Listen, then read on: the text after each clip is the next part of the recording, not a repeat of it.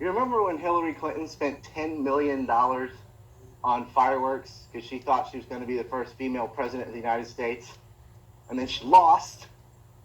What happened to all those fireworks? I don't know, and this is totally circumstantial.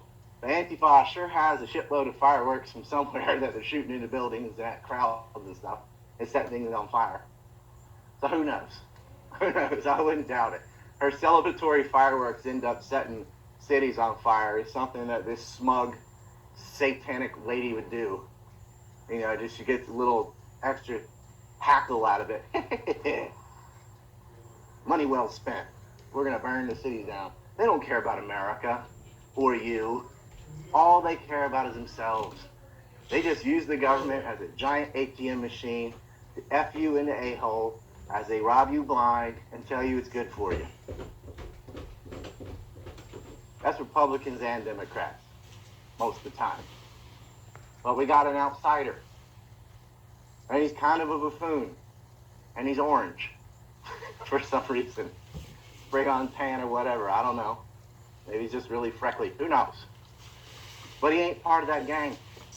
Kushner's are to a degree, but man, nothing.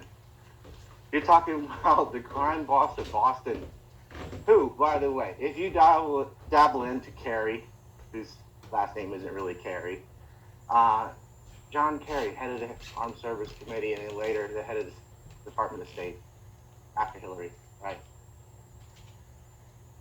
Like this with the Bulger family, as was Robert Mueller, who, went on this whole "it's Russia" escapade, right? They've been working with crime families for decades. Look up the Interceptor armor fiasco. It's like all buried. It's never going to be on TV, is the problem. They act like the mob is gone, like something that existed in the 60s or 50s or something, and it was a bunch of Italians, because that's how it's portrayed on Netflix or HBO. Wrong.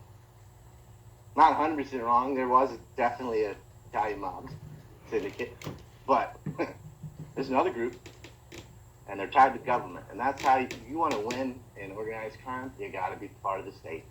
That's all the state is. Get Doug Valentine's book, The CIA as Organized Crime.